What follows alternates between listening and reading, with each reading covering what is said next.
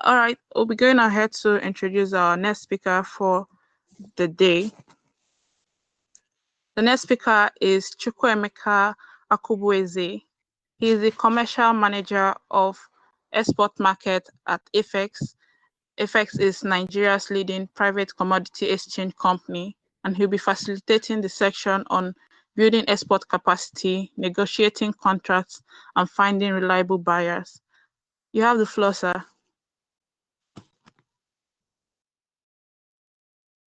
Please, we can go ahead to make him a speaker. Okay, sorry. Chuko. You have the permission now, Chukwuemeka. Chukwuemeka, if you are saying something, we can't hear you yet, though. Good morning. Good afternoon. Please confirm you can hear me. Yes, we can now. Okay. Good morning, everyone. My name is Chukwuemeka Akubueze. And just give me a second. I'm sharing my screen. Yes, I can see the slides now. Yes, we can see the screen now. Okay, thank you. So good morning, everyone. It's a pleasure to be speaking on this webinar. I've heard the previous speakers' points over very important topic. At some point, I forgot that I was supposed to speak on it because I have my notes filled already, just taking points. So it's my turn now, and I'm going to be taking us through building export capacity. So I just want to speak to people that are just probably just looking to go into exports. If you haven't been exporting for a while, I think this message would speak mostly to you. I myself started exporting barely 3 years ago, right? And I jumped into exporting with minimal export experience. I did have other business experiences, but not export per se. And it's a very interesting market. You get to learn very quickly if you're willing to, put in the work.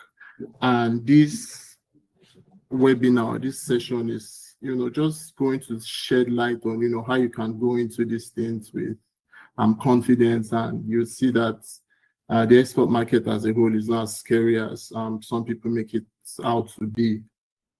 So please go to the next slide. This is what I will be taking us through. Next slide, please. Yes, so I'll be taking us through identifying buyers. No, the previous slide. I think there is a lag. Yeah. In communication, but the previous slide, please. Yeah, back then. Yeah, so I'll be taking us through identifying buyers for the export markets. I'll also take us through negotiating contracts, some of the key things you would need to look out for if you would be negotiating a comprehensive export contract. And of course, managing logistics. We know the headache that logistics is in Nigeria, and of course, the entire world. And then we'll be concluding. So please, next slide. So the first speaker did speak to some points on this slide, but I just wanted to, before jump into the nitty-gritty, just why should we be exporting? Why should we be looking at that market in the first place? Especially with as Nigerians, what we are currently doing, what the situation of the economy is, how we can just make our own mark in the industry, right? So we know that crude oil is the major export commodity we have out of Nigeria, right? So of the commodities we export, crude oil alone takes 90%, of the share. And then the other commodity products like agriculture and solid mineral then take up the balance 10%. So that's a very small number for agri and manufactured product, because I understand that I'm not only speaking to people that want to export agricultural produce. So even if you're into manufacturing, if it's small-scale manufacturing or large-scale manufacturing, it's an opportunity that we have to, expand that number. And then, if we look at the economic diversification that export brings to the market, we want to move away from oil, right? Even the global north is even now going green, right? So there are chances that in the next couple of years, exports of oil to those regions will reduce drastically. And so as countries that are thinking forward, we have to move a bit away from oil. And I mean, normal citizens like you and I can't even export this oil, right? We have to go into other things that the government aren't necessarily exporting. And to do that, we have to understand, certain things that is going on in the market. We have to understand why 10% alone would be non-oil exports, the regulatory bottlenecks that exist in the market, the volatility in the global markets for even other commodities that we would be exporting. So and then there's the opportunity, which is the growth rate, right? So it's estimated that the export value as at 2023 was 50 billion. And then there's a CAGR of 3%. So the market is growing. And as Nigerians are even leaving the country to other parts of the world, there's a need to export some of the things that they are used to here in Nigeria to those countries, right? So that they can continue to live the way they were living in Nigeria. So I mean, the opportunity is there is what I'm trying to say here. And it's good that we are thinking about, moving into this industry. So next slide. Okay, right. So what are the potential benefits of increasing the export capacity? Again, I understand that I would be discussing with, or I'll be speaking to different stakeholders. So I tried as much as possible to create this slide in such a way that everybody can benefit, whether you're in government, whether you're in the private sector, whether you're a spectator, whether you're a consumer. You should understand why we need to increase our capacity as a nation in the export market. So obviously it's going to grow our economy, right? The more we export, the more revenue we have in terms of, USD.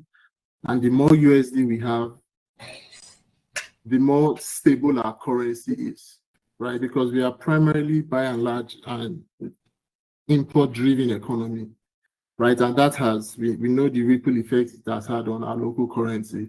But the more we export, the more stable our own currency is. And the more stable our currency is, the more businesses can thrive, businesses can grow. And if businesses can grow, they can employ more people. And that would reduce unemployment. And if unemployment is reduced, Nigerians would have, more disposable income, so to speak. And I mean, it just grows the economy, like just by simply increasing our export capacity. And then once that happens, once disposable income is increased, foreign institutions or foreign companies can come in and invest here because we have an economy that can now afford some of the things or some of the products that they have to offer. So yeah, so that's one of the potential benefits of increasing our export capacity. Something else that I pointed out on this presentation is diversification and stability. So right now we understand that our agricultural industry is primarily run by subsistence farmers, so smallholder farmers. We don't have the big guns in our agricultural sector right now. But we need for us to, truly have food security, right? Like we would like to say, for us to be food secure as a nation, we need these guys to come in. We need the agricultural sector to grow, whether it's in production, whether it's in value addition, and then subsequently export. We need this to grow. And for us to do that, the raw materials we have, the commodities that we have, we need to export them. Now, I was having a conversation yesterday, and I mean, it just came to us that, look, we're reading a report from the World Bank, and it says that the value of commodities in Africa is around $11.1 trillion. That is the value of the commodities we have. And commodities are raw materials. They are raw goods that then go into production. Okay, that's an interesting fact. $11 trillion. And then we looked at the combined GDP of the 54 countries in Africa. Our combined GDP is $3.1 trillion. The value of our raw commodity is 11, and our GDP is 3.1. I mean, so that just tells us that there is a lot of untapped potential we have in this nation, whether it's in agri, whether it's in solid minerals, and in other commodities, even in manufacturing. There's a lot of so much untapped potential we have in Africa as a whole, and then we cascade down to Nigeria. Then something we also want to take into cognizance would be international trade relations.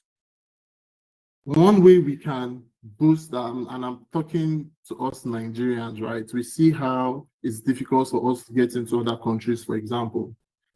Even within Africa, how difficult it is to get visa to travel within Africa. One thing that can help alleviate that stress from us is exporting. So now we've signed this ESDFT, but that has not, we are still waiting for that to materialize. And the idea of that is that by the time that is fully in play, Africans will be able to trade easily amongst ourselves, and we can move easily amongst ourselves. Now, if we have this kind of relationship with countries in other continents, or if we are trading very freely with other countries, it's the same thing. Movements would be so easy, between us. Bilateral relationship would be improved, and then we can even see more influx of FDIs from these other countries, right? And then finally, on this slide, we have technology and innovation. We know how much better, let me use that phrase. We know how much better we could do in terms of technology in Nigeria. And one of the ways we could, be better or try to do better is actually still increasing export capacity. Because the more we export, there would be need for some of these countries we even export to come and build factories here in Nigeria or here in Africa, as the case may be, to process here. And once that happens, our technology infrastructure just starts to, improve. But I mean, to get to that level, we have to, sort of unlock the hidden gems in the commodities industry. So next slide, please. Let's get down to why we are here. So identifying buyers. Now, some people are new to the industry. Some people are already in the industry, and you're asking yourself, how do I get buyers for this commodity or these goods I want to export? Right? Because it's not easy to do that. But I would say that the first thing you need to do, really, if you want to get into the export market, is researching. Right? You don't just say, oh, Nigeria has a lot of, for example, sesame seeds, and I can just jump into that and start exporting without even really researching and knowing what that market is about. So you have to understand the market size of sesame seeds, right? What countries are importing sesame seeds? Where is all the sesame Nigeria is producing going to? Because, I mean, again, by and large, sesame is an export product. We don't really consume sesame in Nigeria. So where is that going to? And of that market size, how much of it can I address? How much of it can I sell to? So I'll give an example, and it's something that is always funny when they say Nigeria has a lot of people, 220, 250 million people, and over 70% of them are youths, right? It's easy to say that. It's easy to see Nigeria as a big market. But you then have to understand that, look, a lot of Nigerians are multidimensionally poor. A lot of Nigerians are unemployed. A lot of Nigerians are underemployed. So if I'm really bringing product to this market, how many Nigerians can I genuinely sell to? So if you run a luxury private jets company, for example, and you just say Nigeria has a lot of people, many people would patronize the business, and you bring jets to Nigeria, your jets would be parked at the airports and they will just accumulate dust because there are nobody, no, not a lot of people can afford that. And it's how we should think as exporters. If I want to export this, where am I sending it to? And really, who is going to buy? Who is buying this product? And how can I reach these people? So when you address that, you've done your market research, you know the kind of people that buy or the kind of companies that buy. You now try to understand them. Okay, I want to export sesame, or just use sesame, right? These are the kind of people that import sesame. Large companies that grind to oil or that process to oil, confectionaries, possibly traders, right? Those would be like a rough archetype of buyers for sesame seeds. And then you now begin to understand them. If I'm going to sell sesame to a company that is processing to oil, this is their behavior. This is the kind of way they think. They want all year round. They probably want it. They probably don't care for price. Probably it's possible that they don't care too much for price, so they can afford to pay premium as long as they get good quality and they get it when they want it. So that could be a type of buyer. And so you know that if you are going to feed this market, you must have quality products and you must have them when they want them because it's a company, right? You may also have an archetype that is a trader. Trader is the person that is going to buy from you and also sell to that large company. And so this guy will squeeze you for price. He's probably not going to pay the premium that the company would pay. And so you just understand, if I'm going to sell to this guy, he's probably going to pay me immediately. If I'm selling to a company that will pay me premium, they probably will pay me after 30 days because their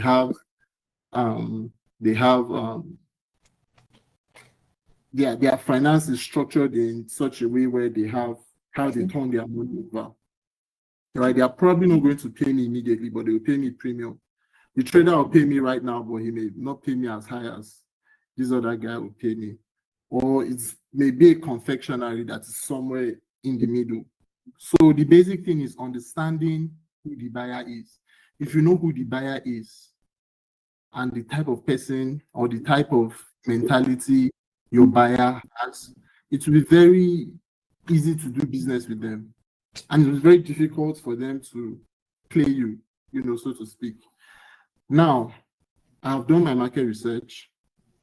I sort of understand who my buyers are. The next thing as an exporter you should do is try to understand the market in itself. So there's a framework called Porter's 5 Forces that we use sinfully in business school.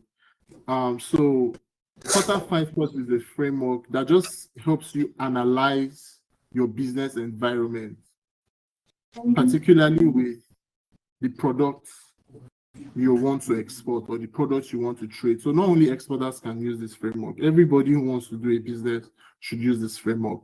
And so there's Porter 5 Forces. I don't have a lot of time. I would have maybe included them into this sheet, but I'm going to try as much as possible to explain them so you understand what it is. So one of Porter's 5 forces is barrier to entry. So I know this market, I know my market size, I know the kind of people my buyers are. How can I enter this market? Is it difficult to enter this market? Do I need to be asset light or asset heavy? Do I need a lot of certificates to export this product? So some people want to export maybe something as small as kuli, for example. You want to export kuli to the UK, for example. You're going to need some FDA approvals. You can't just wake up one day, start making kuli and you ship to the UK. You probably get burned. at the airport or at the ship side. There are certain requirements you need to have. There are certain certifications you need to have if you want to, export to these countries. And those things form barriers to entry. They may not be very easy. There are some certifications or some licenses that only one person has. Sorry, the sheet has gone off. Yes, we can hear you, sir. We'll try to set it back up. Okay, thank you. Yeah, so I'll just continue speaking whilst they try to get it back on. So you understand what the barrier to entry to that market is going to be. If I need to export such and such to this country, what are the things I need? Are they easy? Are they things I could get easily? Are they things that I need to sweat to get? You must understand that before you start exporting, so that you don't get your fingers burned. So the second framework, or the second point on the framework of Potter's 5 forces, would be your supplier bargaining power. I want to export, again, let's use kuli kuli to the UK. Of course, I don't grow all the ingredients to make kuli kuli. I'm going to buy them from someone before I then process and then, export. What is the bargaining power of your supplier? Do you have only one supplier, or are there only one supplier that supplies this product, or are there many? Because those things have implications. If you have only one supplier, then that guy can squeeze you. He's the only guy supplying you. You have to buy from him. And because you have to buy from him, you have to pay whatever price he's asking for. But if you have a lot of suppliers, then obviously you have a bunch of people to pick from. And so you can then negotiate better prices for yourself and for your business. So what kind of power do they have? Are they the only people that can supply you? Can you get it somewhere else? Can they squeeze you for margin? Are they the people that you can rely on? You have to understand these things, because if you're going to, again, set up an export market. Sorry, someone saying something.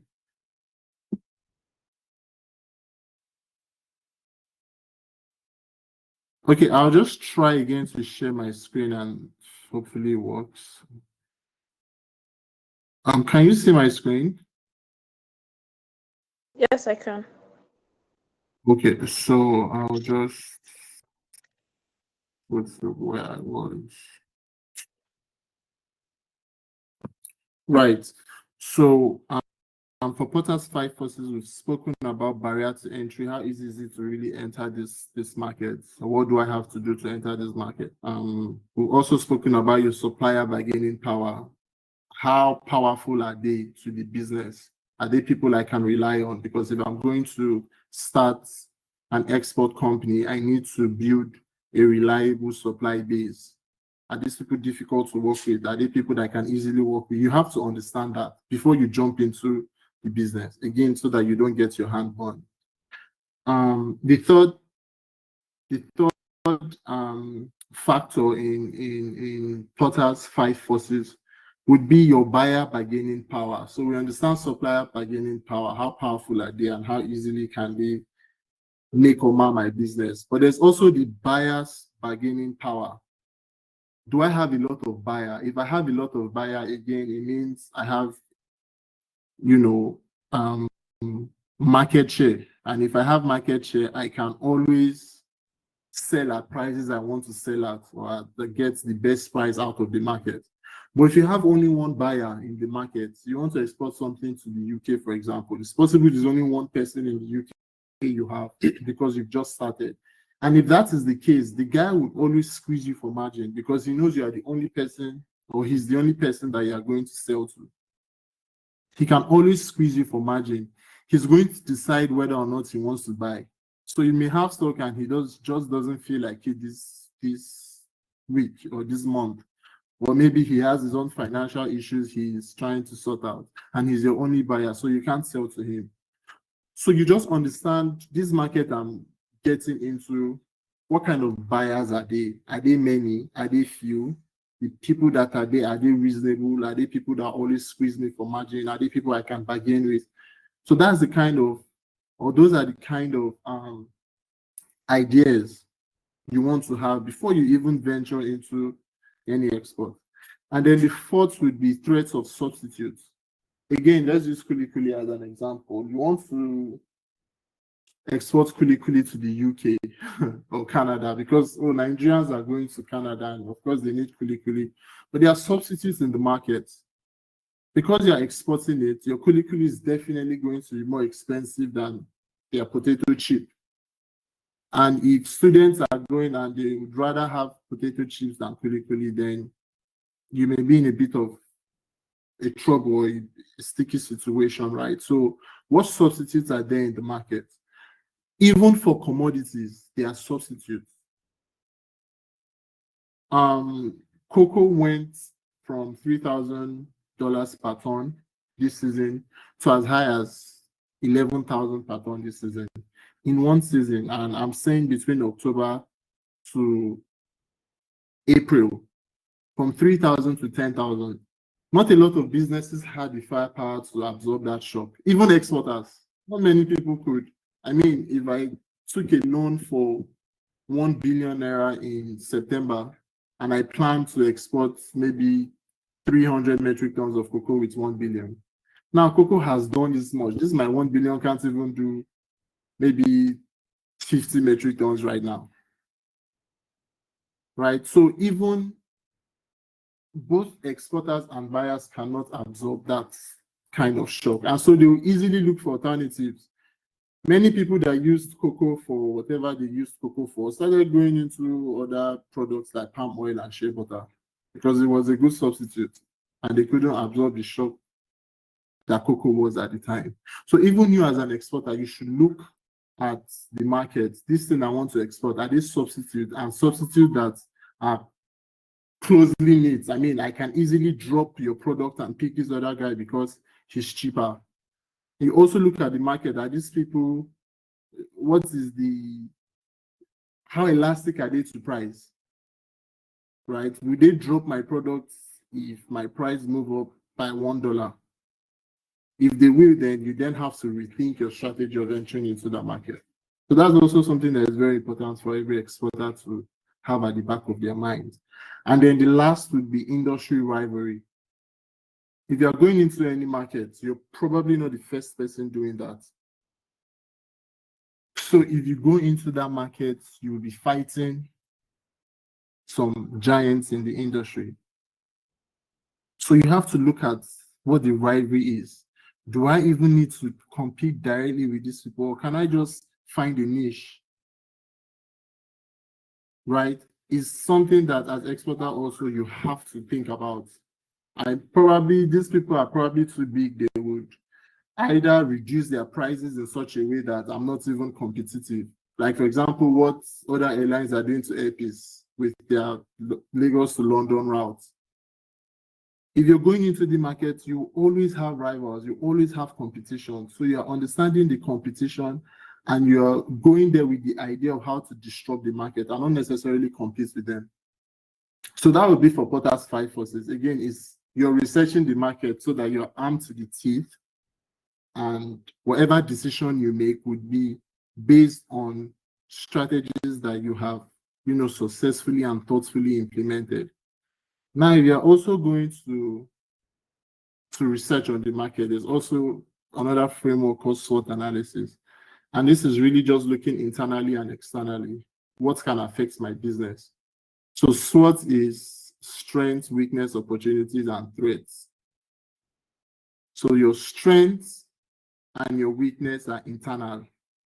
There are things you can control. There are things you can boost. Opportunities and threats are external. You can't really do much on what the threats are or what the opportunities are because they are coming from outside of the business. So I want to start exporting. My strengths could be, I have a vibrant team. I have the capital. I have the technology. I have good communication skills. It's something as basic as that. But what are the strengths as a business? What are my weaknesses as a business? Oh, it's possible I don't have a good team. It's possible I have a young and naive team. I don't have someone very experienced on my team. it's possible that I'm not financially buoyant. So you're not doing this analysis to kick yourself out of the market. You're doing all this analysis so that you know where you are and what to do to make yourself better. So if you do a SWOT analysis and you can clearly state what your weaknesses are, you can know how to improve upon them. And then you look at the market. What are the opportunities in the market? Okay, this market has a growing population and a growing population that is employed. Employment rate is very high. The market is growing. There are young people in this economy or in this place I'm sending my product to. So again, if we use Kuli as an example, a lot of Nigerians are going to the UK or Canada or US, and they are situated in Texas. And anybody that is going out probably has the disposable income to buy. Those are opportunities in the market. Threats in the market could be what's happening in Nigeria, for example, in the economy. Is the government going to wake up one day and say, I can no longer access cash, like what happened in 2023, I think, when they just wanted to change Naira and suddenly everybody had money in the bank, but nobody had cash to spare. That could happen to your business at any given time. Those threats could come. But the idea is, okay, I know what my strengths and weaknesses are. I know how to use my strength to sort of overcome my weaknesses and build upon my weaknesses. I know the opportunities that exist in the market. I know the threats that exist in the market. And then I can find a way, to go above and beyond this thing. And then the last framework I will talk about with market research is your personal analysis. Now, this analysis may seem a bit too much, but I promise you, if you sit down with your business and you run through this analysis as effectively as you should run through them, very little will surprise you in the market, whether it's export or any other business you want to do. And these are one of the reasons why I could thrive in an industry that I wasn't, exposed to before. Because I really did sit down and do this in my own little way. And I tried to do them as robustly as possible. So you want to look at your macroeconomic environment. What is happening in Nigeria? I want to export. But what is happening in Nigeria? Also, what is happening in the country I want to export to? So you have a personal analysis. Personal is political, economical, social, technological, legal, and environmental. What is happening in the political landscape of what country now? Say Ukraine. Maybe you want to start exporting something to Ukraine, or you want to start exporting something to Israel, for example. What is happening in Israel right now? How can that make or mar my business? You want to know. So you are not just jumping into, or somebody from Israel just called and say, I can buy one container of kuli from you, send kuli, and you just feel like, oh, I have a customer there, and you just send your kuli without understanding what's going on. It's easy to get your fingers burned. Is the government changing? So a lot of things that Nigerians could do during, for example, Buhari's tenure, can't do them in Tinubu's tenure right now. So you have to look, if this government is changing and they were allowing these things, then I probably want to be aware so that I can get on top of things. So Trump is coming in, for example, and he's saying, oh, he's already said it, I'm going to implement the largest deportation of aliens in this country. And so you've probably done your business on the back of the aliens in America.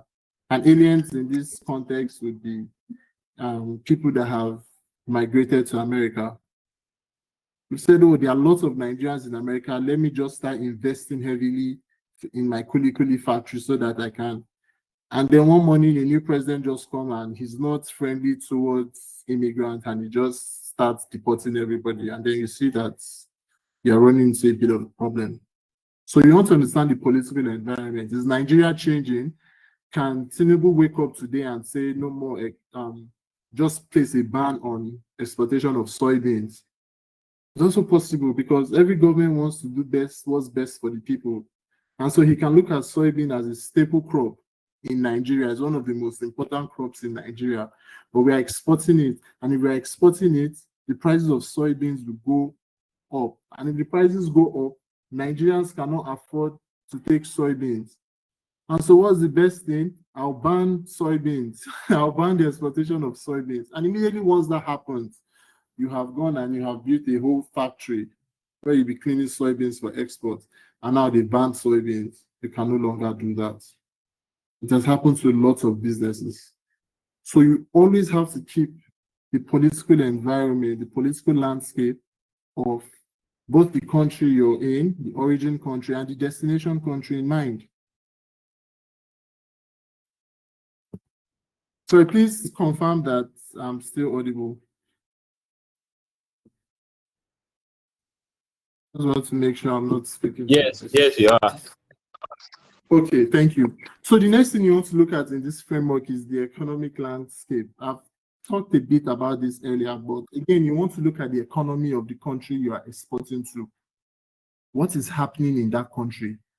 Now, I'm going to give a bit of an idea. So there were some people that exported to Turkey about 2 years ago. Sesame seed. Turkey is one of the largest buyers of Nigerian sesame. Now they had an issue in Turkey, and dollars was very hard to come by. Their economy was going through it, and they did not have dollars in Turkey. And you have exported to Turkey without knowing what the situation is. There is no dollar to pay you. You have to wait until the economy bounces back, which could take months or years.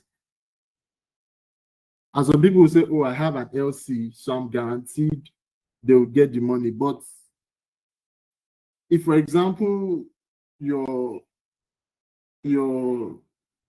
exporting or you're importing from, say, America, and then you had opened LC with Heritage Bank. Heritage Bank has been liquidated. That person now is going to be at risk if he had an LC with Heritage Bank. I'm just giving an example, right? So things can be going on in the economy. You should have an idea. What is the economy of these people? Can they pay me? Which is supposed to be the most important, your most important consideration. Can they pay me when I ship, when I give them documents?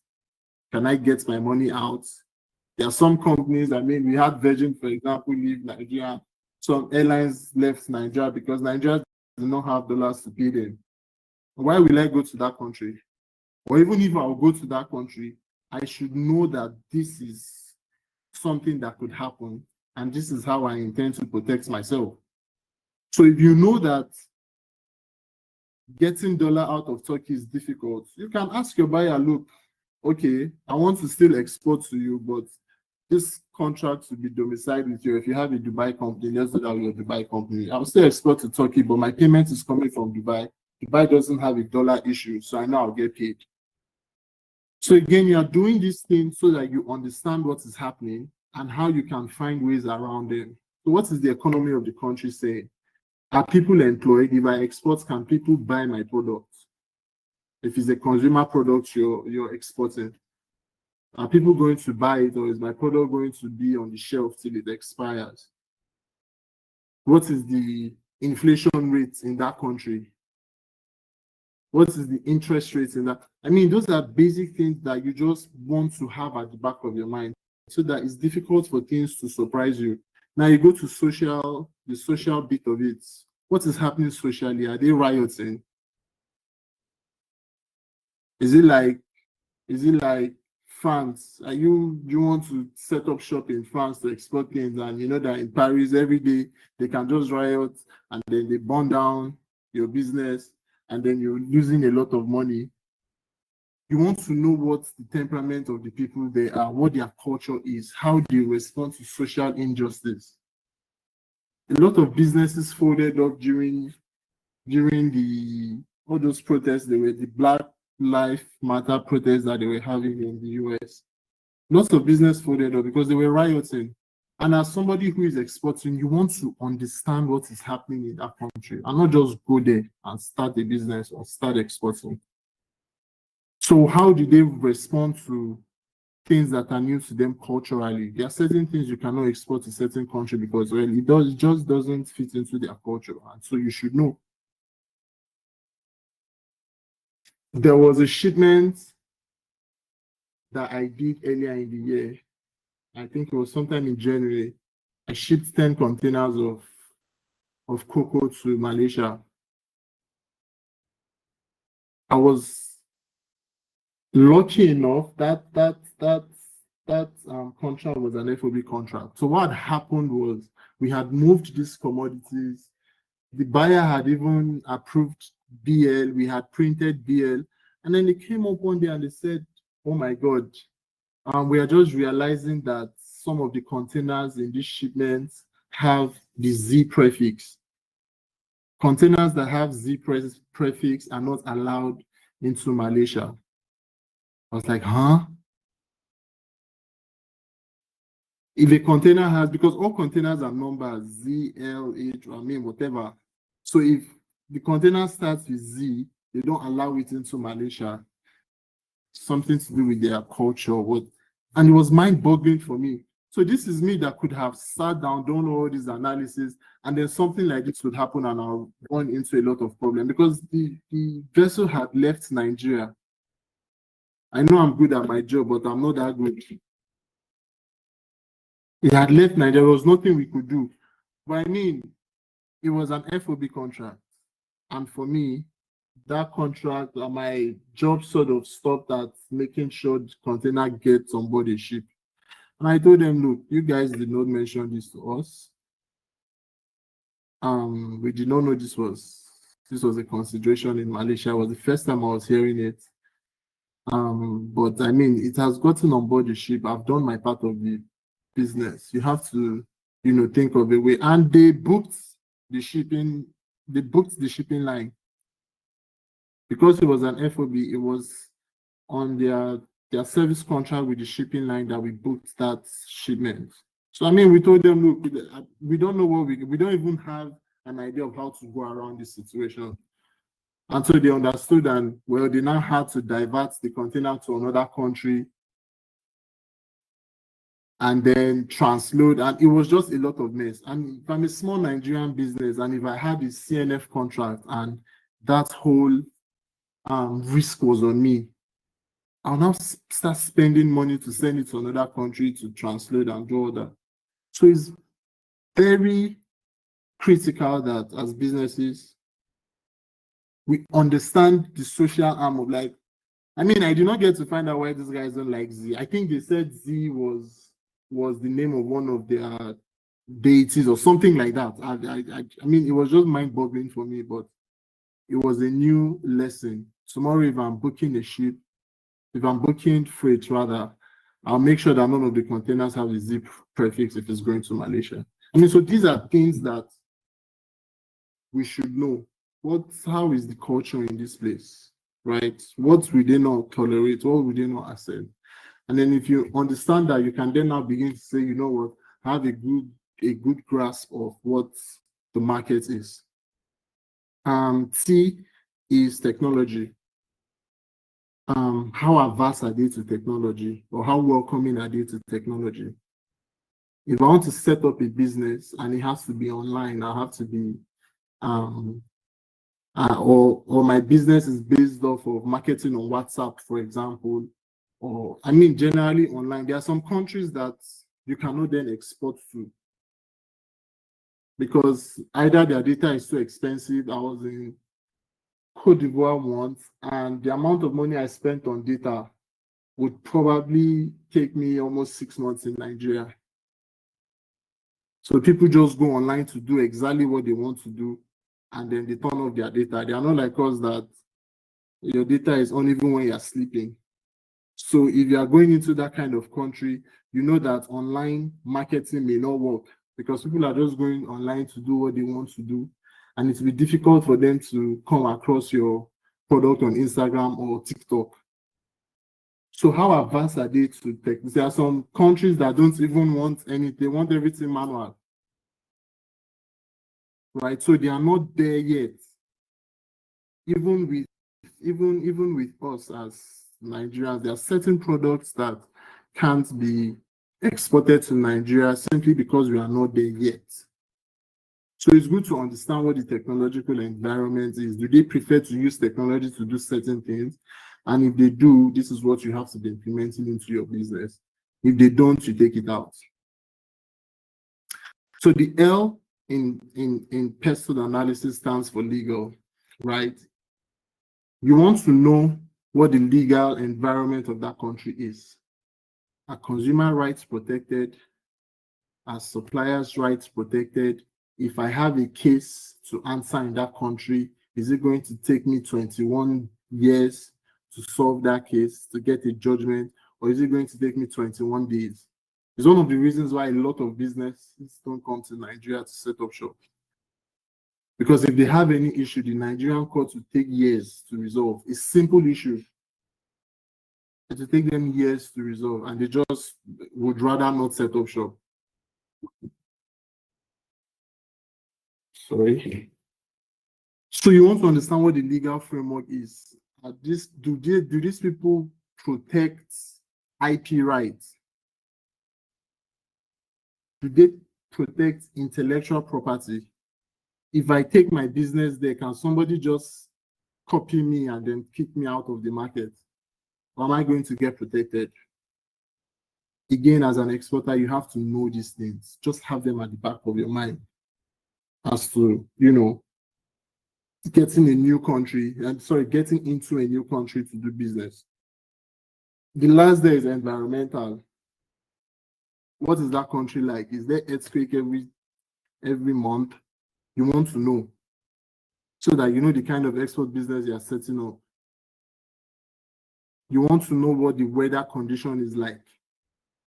If anybody that wants to export fresh vegetables, for example, you can't be thinking of exporting fresh vegetables to Pakistan because it's very hot. Your product, if it doesn't spoil in Nigeria, it will spoil when it gets there. So you want to know how this thing, like if I want to export my kuli, does the climate accept that? Does the climatic condition of the place even allows for me to do that? You should know so that you don't export and then find out after the fact. So that's it for market research. So when you have analyzed the market, you know what your addressable market size is. You know what your buyer's archetype is. You know what the Porter's 5 forces are. You understand, you have a good grasp of it. You know what your strengths, weakness, opportunities, and the threats that lies in the market are. You've done your personal analysis, then you can say, okay, I have a good understanding of this market. So the next thing would be finding buyers. Now there are a number of ways you can find potential buyers for your market. Online platform, whether it's a B2B platform, online, whether these exchanges like FX, you can come on FX, you can get on board and find buyers for your commodities. So we do commodities, right? It could be, if it's other, maybe small businesses, it could be on TikTok. It could be on places like Alibaba, it could be on places like Amazon, but you can go online and find buyers depending upon the type of business you run, the type of commodity or goods you want to export. You can find them online. Another good place you can find buyers would be at trade fair grounds. For people that want to export, you want to find buyers. You would not find a place where you have the gathering of many buyers like trade fairs. There are many trade fairs that happen. People that want to export ginger, people that want to export any form of herb or spices. There are trade fairs that happen around the world. You should go to them to find buyers. You should go and exhibit in those trade fairs. Buyers would come to you because those trade fairs are there to bring buyers and sellers together. Right? Then another ways to find buyer would be government and industry association. Now, if you are looking to go into exports, I highly recommend that NEPC be your friend. Nigerian Export Promotion Council. They should be your guys. If you don't know anything in the market, you're just looking to get into the market, you understand the market, but you don't have buyers. NEPC, they are always there to guide people like that because they know where the trade fairs are happening. They know where is that they have the ears of governments of different nations. They have the ears of other governments, promotion, export promotion councils in other countries. So it's easy to get, and their data is readily available if you know who to speak to, or you know how to present your case. So government and industry association is something that I highly recommend. Industry association, for example, FOSFA, for example, if you want to export sesame seeds, for example, you should know associations like FOSFA. Because everybody who exports, or the large companies that export sesame seeds or any oil seed, as a matter of speaking, is a member of FOSFA. And so you could go to their general meetings, you could attend any gathering they have, which is conferences, whatever, you could attend things like that. If you want to export cocoa, be a member of FCC. You're going to meet people because those associations have members that trade the commodities or the products you are looking to export. So once you are there, you have access to those guys. And because you're a member, they have a bias for you.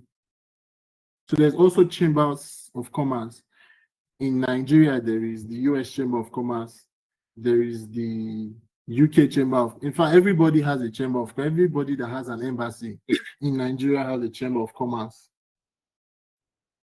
Even the Chinese guys, you should go and be members. If they are calling for any conference or whatnot, you should be there because they are there to promote their country's businesses. It's an avenue to meet importers in their countries that are willing to take from you. Then there are brokers that you can meet. So these ones are paid. These ones are paid people. They know all the buyers and they know all the big buyers. They have access to the big buyers. You can have them, you can engage them.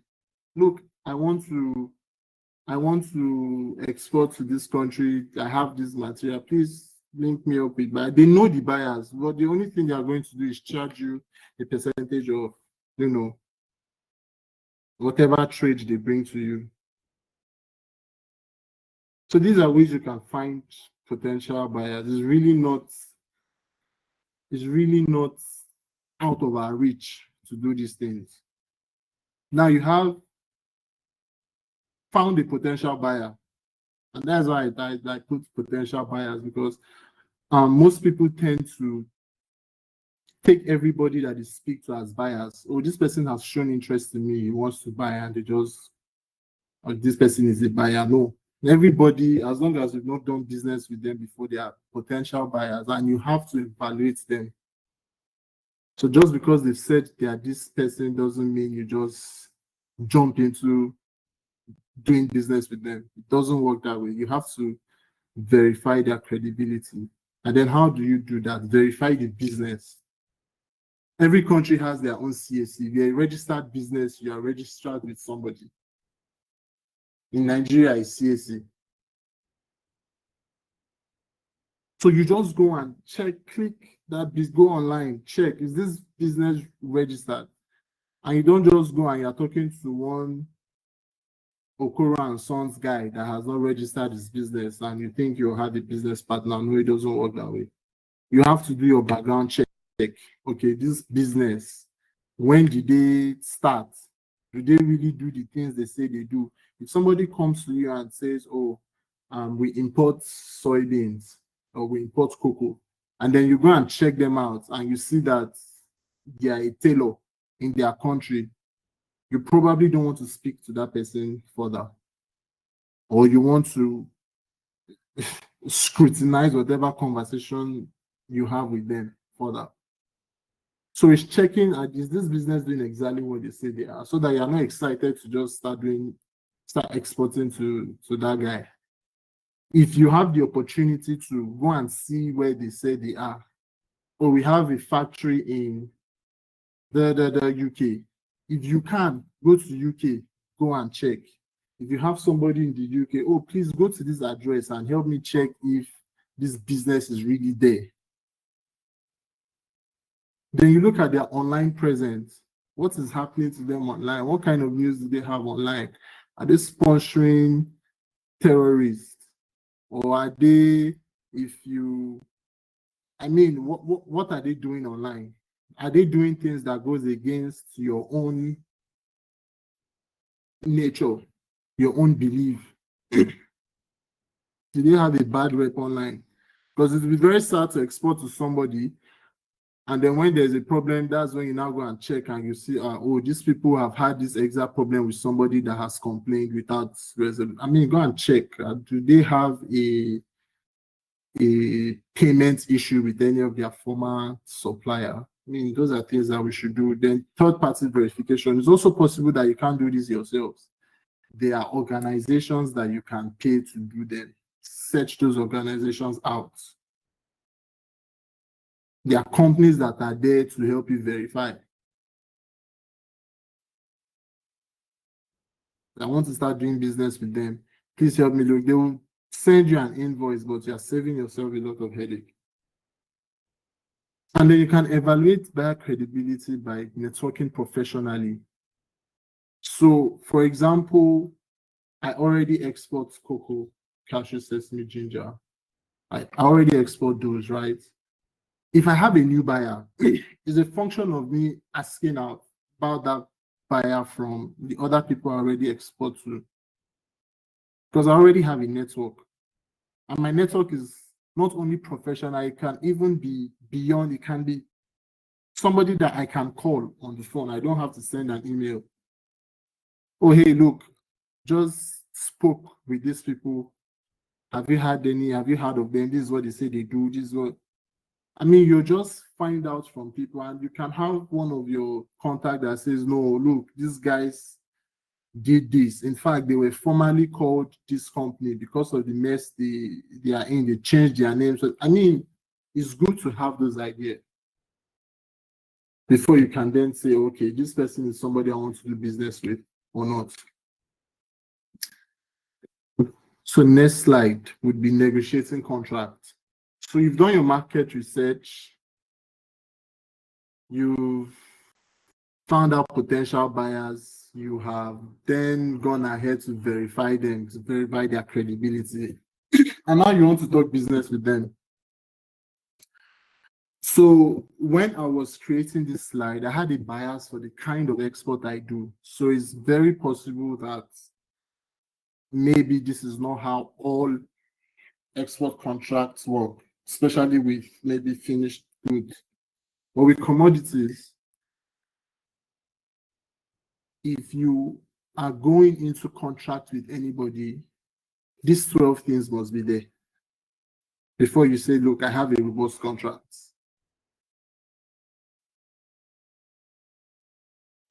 These 12 things must be there. The counterparties must be present in the contract you are signing. The name of the company, clearly written, name of the company and their address. They should be on the contract, so that in case they had moved away from that company, they say, well, as at 12 December 2023, you were at this address.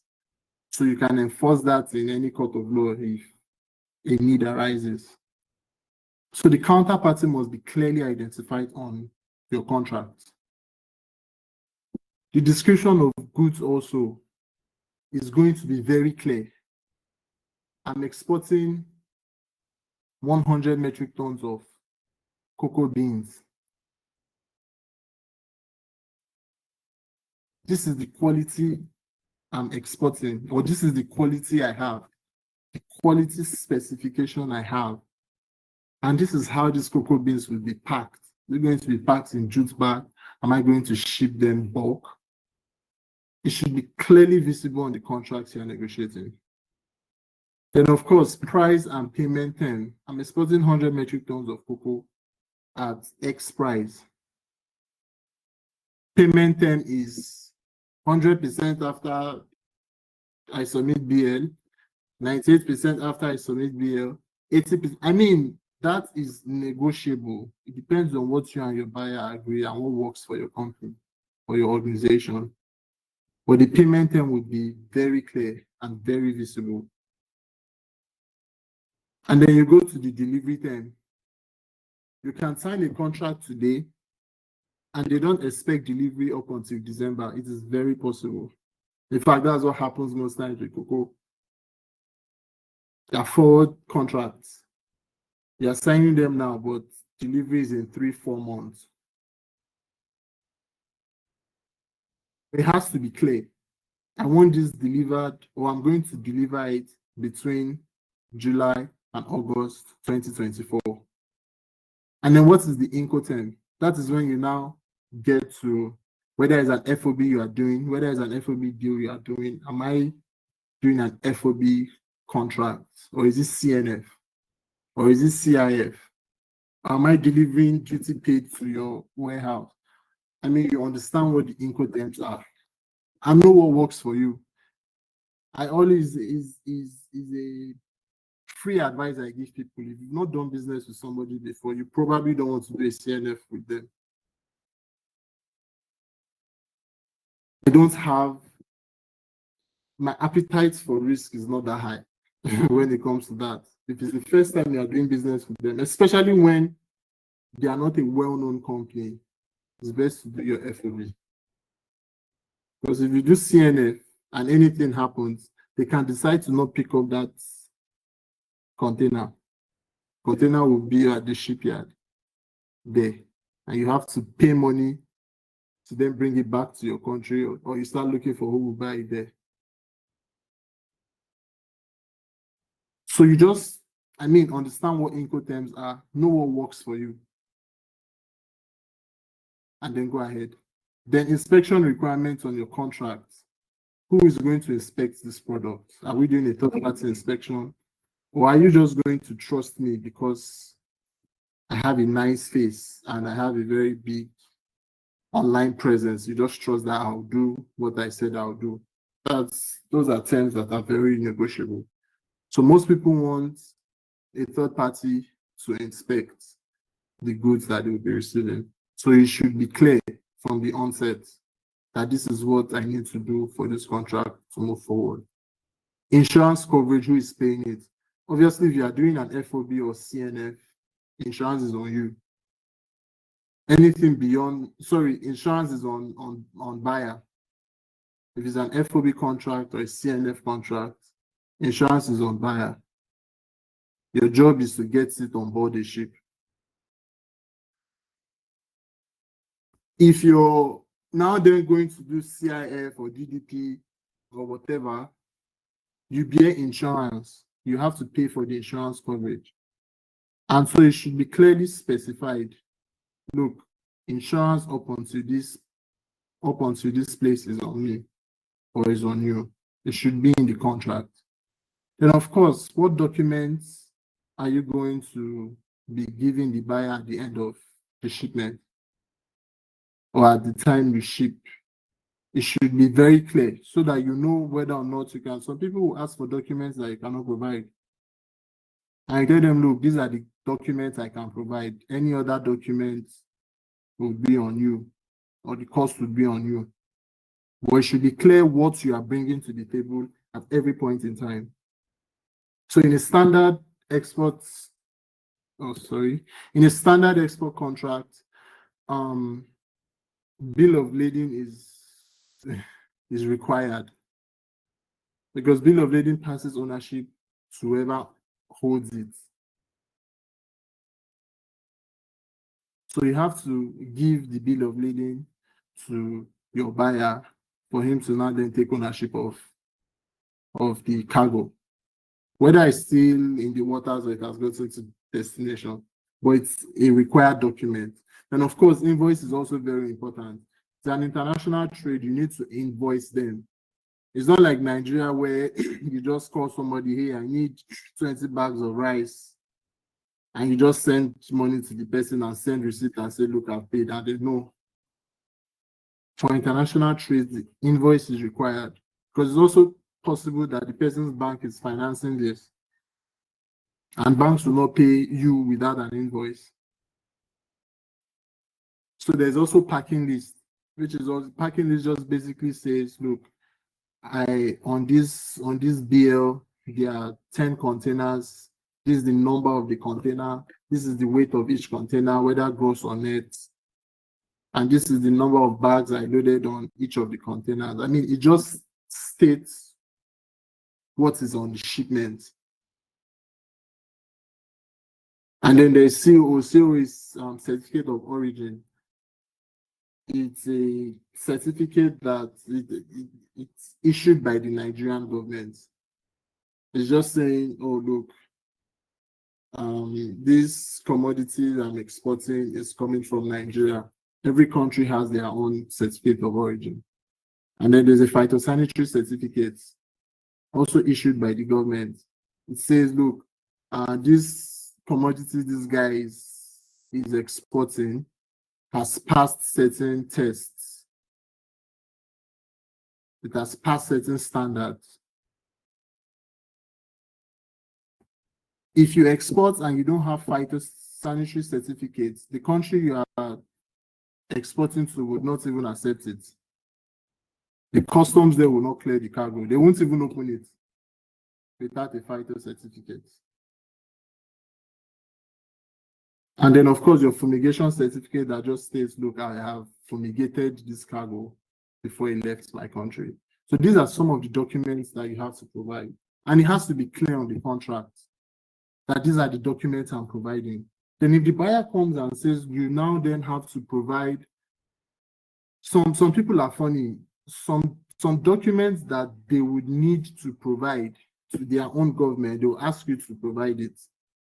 And if you don't know, you may start killing yourself and looking for ways to provide the document that importer is supposed to provide. So it's to clearly, from the onset, these are the documents I'm providing. Any other document outside of this, we can talk about it. If I can do it, fine. If not, it's on you. Then every contract should have a force majeure. So it's basically an agreement to cancel. I'm just looking for a phrase to explain it simply. It's basically agreeing to cancel the contract at no cost because something has happened. Because when you get into a contract, you must fulfill it. If you don't fulfill it, be prepared to go to court. It's that simple. Be prepared to go to arbitration.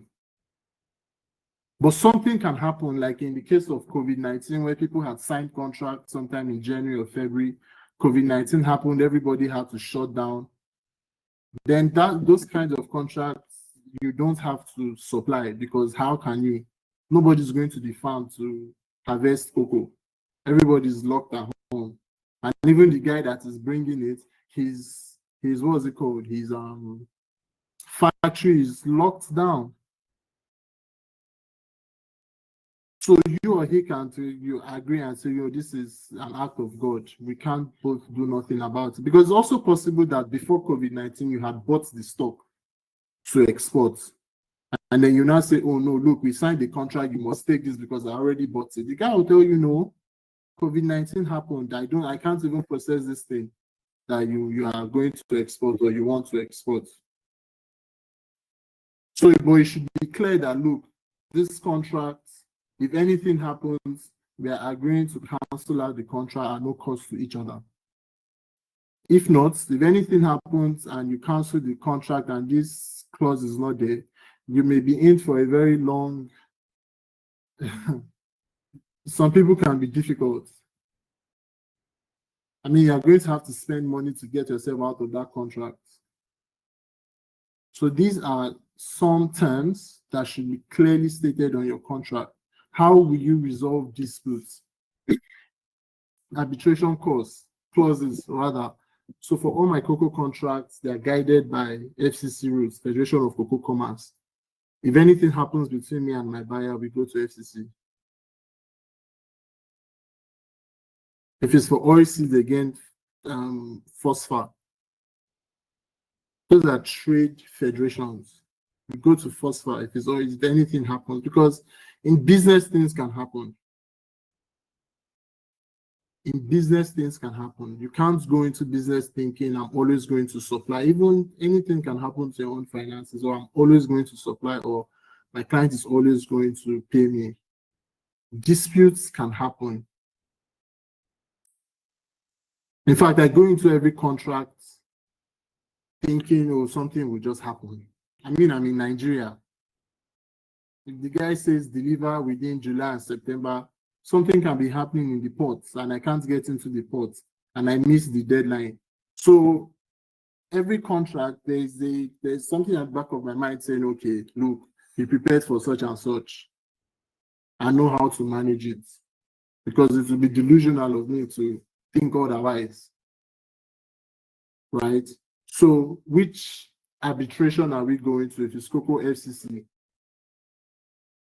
or if perhaps we are not going to arbitrators, what governing laws guide the principle of this contract? Most people will do the UK, they will do London. Of course, nobody you would want to do Nigeria. The buyer would not want to say, oh, the Nigerian law will govern this export, because he knows that the Nigerian justice system will take him 3 years to get to a resolution. Or you would not want to do Pakistan, because again, the same thing. So people would rather go for UK or the US, countries that they know have a very active and somewhat similar regulations, legal regulations like you. So most people follow the English law, for example. So it's easy for people to just use that kind of lawsuit, but it should be clearly written on your contract. This is the governing law guiding the tenants of this contract. And then your discounts and termination clauses also should be visible. If someone comes to me and say, look, I want to get 100 metric tons of cocoa, and the specification should be for bean count 100 over 100, moisture content to be 7%, not more, not less. It should be this clean. I mean, they have a bunch of quality specs they want. It's possible at the time you are exporting, you don't have those exact specs. It's possible when you want to export, rain has been falling, you don't have dryers, you rely on the sun to dry. It's possible moisture content is 8.5. That's not a bad cocoa to export. But the discount clause should be there. Should, in case I export 8.5% moisture instead of 7.5, this is how much you take out. Because the guy wants to buy cocoa that has moisture of only 7.5. If you are giving him 8, he did not ask for 8, so he will discount that from how much he's paying you. It's that simple, and you will understand that I'm getting the discount because of this. So because I'm saying this to say, because the material or the goods or the commodity you are exporting doesn't meet the exact specification, there should be discounts to a reasonable extent. And then termination clauses. If I've asked for a 7.5 moisture and you are delivering 10, then I'm going to reject it altogether. I don't need 10% moisture. So you should know what will be terminated. And if you have shipped out 10, then it's on you. You've lost money, basically. So from the onset of the contract, it's so easy to get lost in the excitement of, I have a buyer for this commodity I have, or these goods I have a buyer, let's just do business. Certain things have to come into consideration to protect both yourself and your clients. And then, of course, amendments. How are we going to amend if something happens and we sign a 500 metric tons and I can no longer do 500 metric tons, or I'm doing 512 metric tons? How can we amend this? We have to come to a resolution just so that business can continue, because business will not always be as you have signed. There are some people that will sign 500 metric tons, and if you ship out 501, they are not going to pay you for that 1 metric ton. You can come to their country and pick it up. It's possible you meet businesses that are that difficult or stringent. But it should always be clear. You should always make it clear from the onset that, look, we can amend certain things on this contract because of certain situations. And then the last thing on the contract should be both signatures. If the guy doesn't sign the contract and you go ahead to ship, you are so on your own. If his signature is not on the contract, you are beside yourself, because he can easily deny it. And you cannot go to FCC without a signed contract, or you cannot go to any court without a signed contract. So in the excitement of getting a new buyer, a contract or whatever, these things should be present in, the contract that you are signing and the contract you are looking to fulfill on. So yeah, negotiating continues. So, there are a plethora of strategies, right, that you can use during negotiations, right? Very likely, the first negotiation you have will not be on paper. So the previous slide is negotiation is your contract on paper, what you have on paper, what you are sending to be signed. But it's possible that you have a negotiation first, like a conversation first. Or you are going to this person, this person buys, I want to go into this meeting to sort of know where they are at. How do I negotiate a contract before even putting pen to paper? You must be prepared. If I'm going to tell you, for example, that I'm going to put you in a room with a trader from Cargill, for example, you should know what Cargill does. You should know what their capacity is before you go into that room. Because you impress people by, in fact, there are some people that they just hear you speak and they don't even, if you tell them this is my price, they won't even negotiate, just because they've heard you speak and they trust your credibility. They know this person knows what they are doing, and there's no need, too much talk is not required, like we would like to say. Right, so you should be prepared. Know who the person you are negotiating with before you start offering. Know the market. Know what's happening with cocoa. I've been in conversations with certain people that they are not even looking to buy at the time, but just because of the information I gave, the market information I gave, okay, this person is somebody I want to do business with. They are itching to do business with you because you understand the market. You've given them insights that they would typically not get from a regular trader or a regular exporter. How you communicate is very important. Most people go into negotiations with one price in mind. It doesn't always work. If you go and say, I want to sell cocoa at $10,000 per metric ton, I'm not going below that. If the guy is not going below that, the both of you walk out of the table. It's probably not what you want to do. It's always right to go there with a tactic. Okay, this is my price range, right? If this person is willing to do up until this volume, I'm willing to let up until this price go. If you do 1,000 metric ton, I probably want to reduce price for them.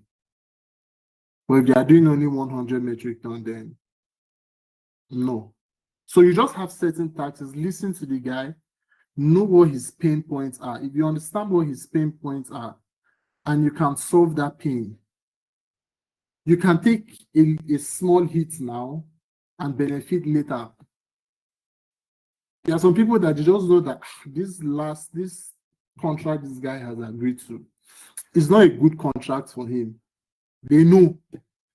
They are not blind or oblivious of that fact. They know that the contract you've taken may not be so good, but they just want to see how you react to it. And then you deliver on it. They would never negotiate with you again.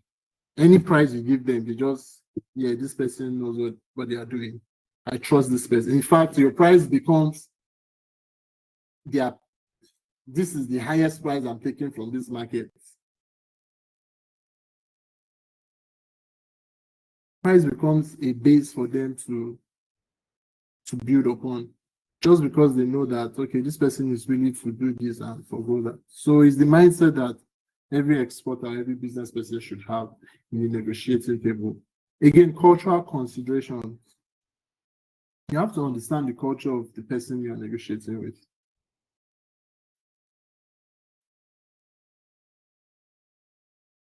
You have to understand that culture so that you build better rapport with them. Chinese people, for example, they don't take compliments. Oh my God, your house is so, or your business is so this. They find ways to, they don't take direct compliments. And when they give you a compliment and you take it, it can also put them off. You're speaking with a Chinese person and he compliments you. I don't know, but it's just a culture for them. You find a way to say, no, yeah. I mean, you don't accept it. It just puts them off. And it's a culture, they don't even know when they are doing it. Because if you tell a Chinese person or some Asian people, if you just compliment them, you will see how they will try to slime their way out of that compliment. It's just culture. And so you should understand that because you want to get on their good books. There are some people that you don't call. There are some people they don't want you to call them. Make them the offer. It may take them 3 months to get back to it. But don't go back to them and following up and following up. This is a kind reminder. It just puts them off. And they just stop responding to you. So going into any negotiation, you should understand these people, how do they act? What is the culture of the company? It can even be a company culture. It can be a national culture. The company I'm speaking with, how do they act to certain things? What kind of offers do they like? Would they rather I send a comprehensive offer first? Would they rather I discuss with them on WhatsApp? Would they rather I have this conversation over lunch? There's some people, if their food is not in their mouth and you're speaking to them, they won't give you the light of day. I mean, it's just understanding what gets to this person and then utilizing that. And then there's the risk management. Of course, if you are going into any contract, if you have imbibed everything I've said in the previous slide, you have a good understanding of what the risks are. And if you know what risks you can eventually meet or what risks you face, then you have a good way of mitigating them. You are not surprised. In fact, you have a strategy in place. If this happens, we go into this phase. And you are telling them, they want to hear it. The person you're speaking to, the person you're negotiating with. If you even open their eyes to risks that they don't even know, they appreciate it more. This is the person I want to do business with. You just build that rapport with them. Because you've identified risks that they were not privy to. And you've even told them how you decide or how you decided to mitigate them or how you mitigate them should those risks crystallize. And then there's the legal and financial protection. You're going to contract with anybody. It's not just about, oh, I'll pay you this after you give me this. After you give me documents, I pay you.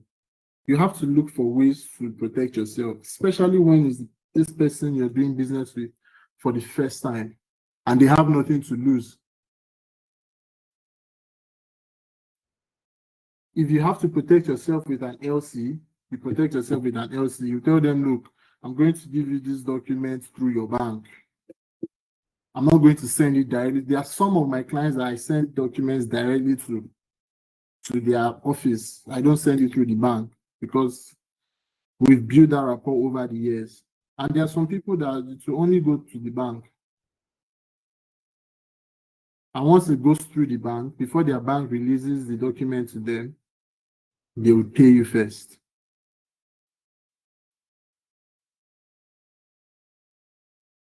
So you should know these things. You should know, how do I at every point in time protect myself? If you are going to do a contract where, you know what, just pay me on scanned document. I don't even have to release the documents to you.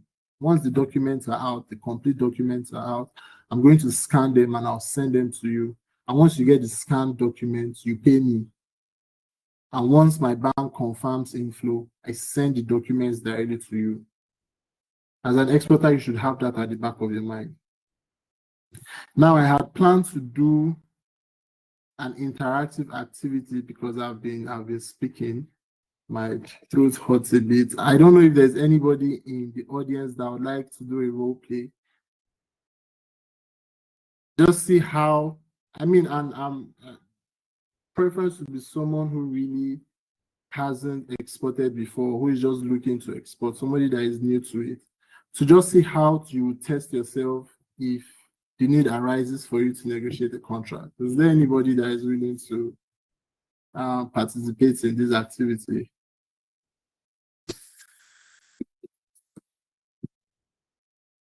We can move on if there is none. Patience, we have two people signifying interest. I think let's go for the lady. We've had men talk since. Patience, please. I'll give you the mic now. Should we enable video? Yeah, we could enable video. Not. Patience, you have the mic. Can you say something? Okay, let's enable video. So allow to talk with video. Okay. Oh, sorry, it's another patient I'm granting. We have two patients. Is it the same person? We have two patients on the call.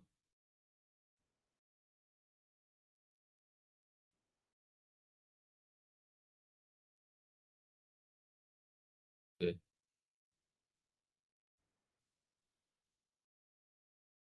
How do I stop? I Can think I probably want to quickly stop sharing. Okay, I've stopped the sharing. Hi, patients. You can. Okay. Good afternoon, everyone. Thank you so much for the opportunity to be here. To all the speakers, thank you for impacting your knowledge on us this afternoon. And it's been an eye opener. With I, in particular, I just started exploring the export. Let's say the export route. Currently, reason why I raised my hand is I currently am in conversation with someone that requires a large tonnage of sesame seeds. And we've been discussing, and I'm at the point of negotiation with these people, though we've come to an agreement that they will pick up in Nigeria because they have someone here in Nigeria to pick up. But the challenge now is that at the point of negotiation, they keep referring to the global market rate, which is less than the price I have given. So that's where I am now. I don't know how to proceed from that point. And at the same time, when it comes to the payments for it, now it's more like I'm asking a question and still trying to participate in the this thing.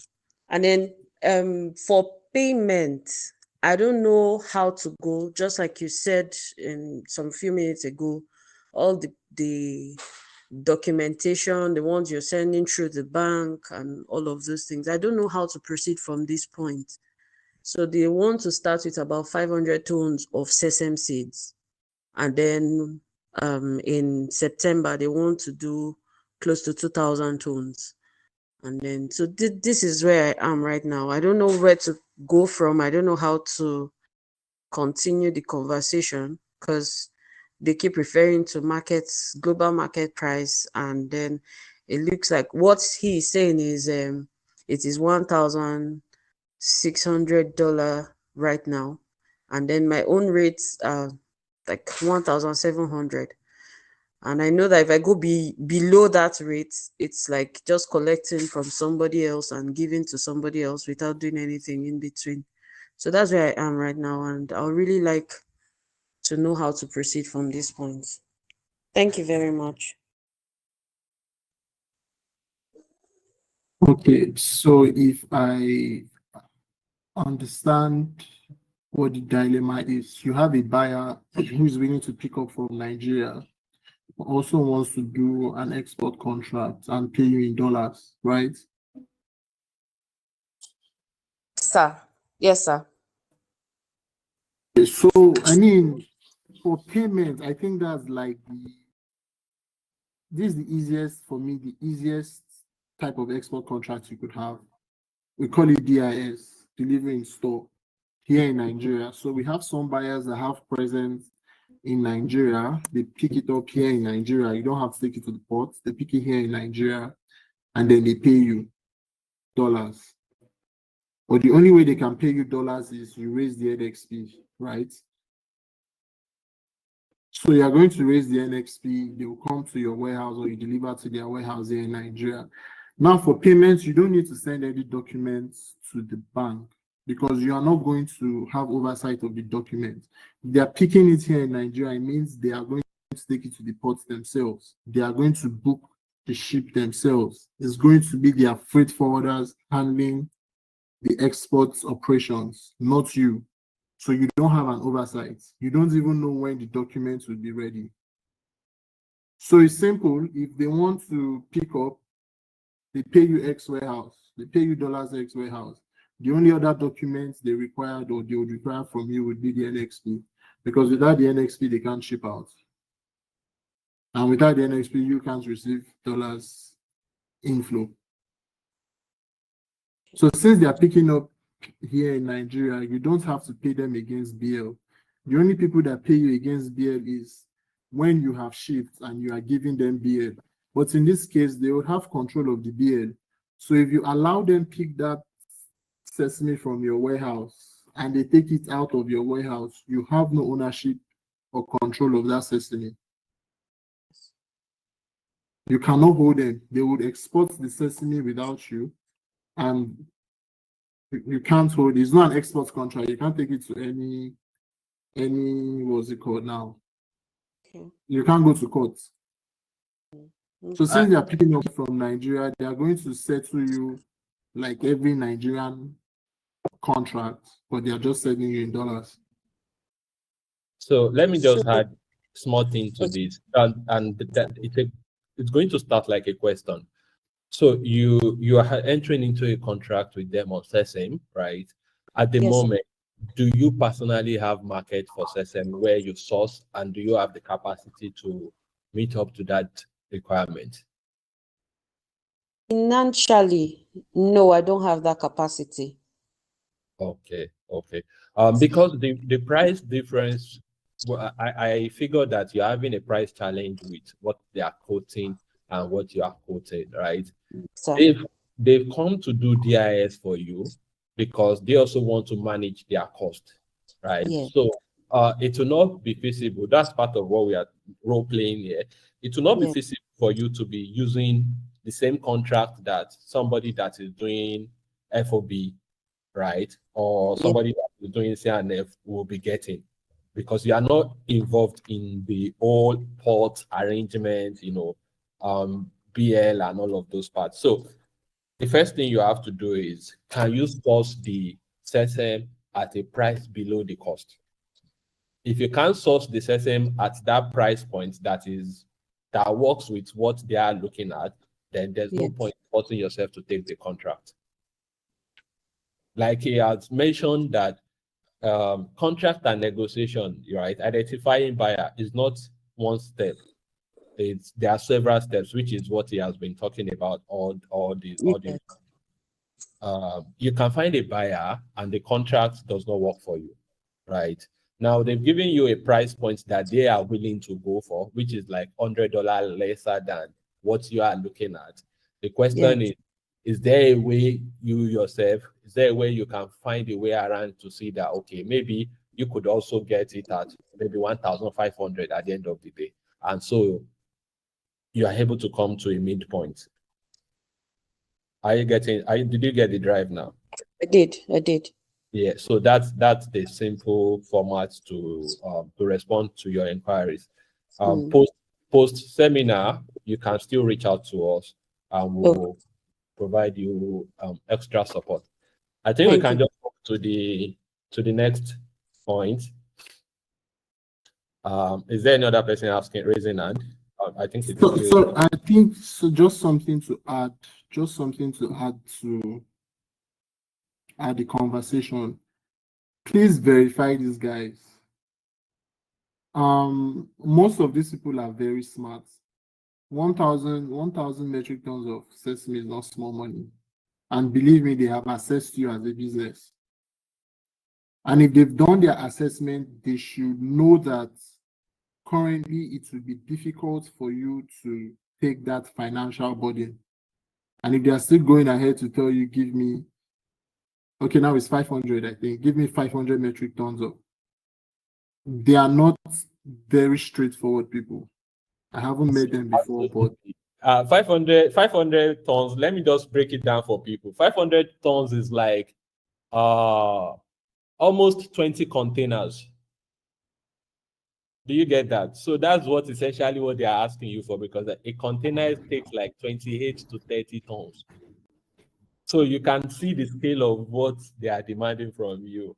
Go ahead, please. So look, just to be fair, I don't know if you have assessed them, if you know who they are, you've verified their credibility and all of that. But one thing I would always advise is for you to start small. You've never done this before. There's no reason why you shouldn't start with 50 metric tons. There's no reason why you shouldn't start with me. If they are not willing to start that small with you, come to me.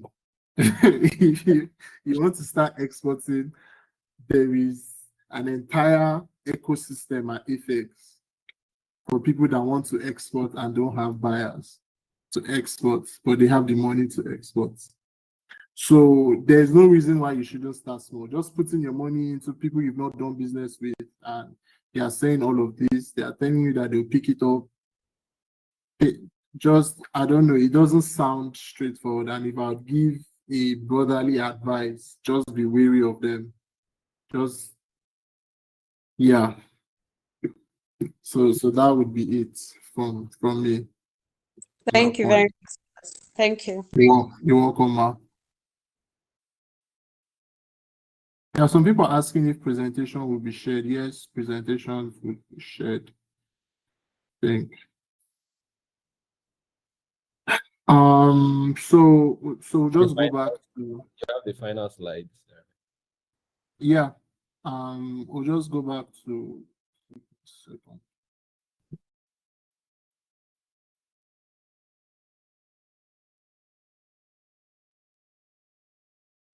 Could you stop sharing?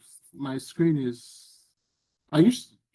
My screen is all over the place. Let me just share.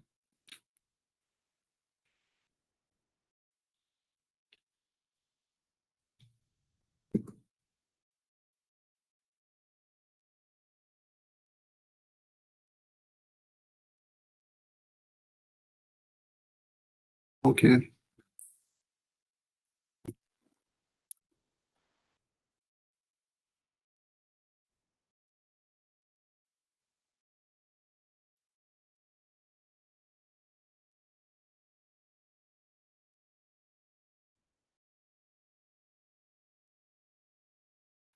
All right, please confirm you can see my screen.